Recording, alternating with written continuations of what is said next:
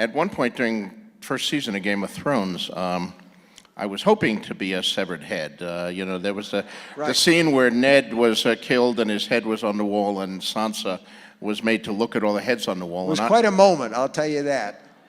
And I suggested to David Benioff and Dan Weiss that the three of us be the heads next to Ned, and they were all cool for the idea. So we were all going to have our severed heads made and mounted on the wall.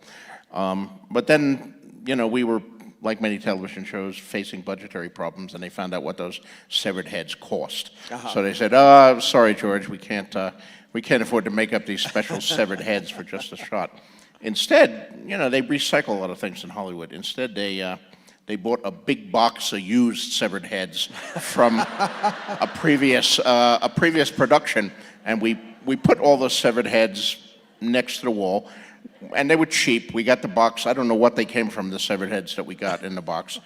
But they were cheap, and they saved us money, and everything worked well, except one of the severed heads was George W. Bush. And that was fine, too, because he was bald, and nobody mentioned him until like a year later when they're doing the Blu-ray version. And one of the directors doing the commentary said, "Oh, and you see the head next to Ned? That's George W. Bush."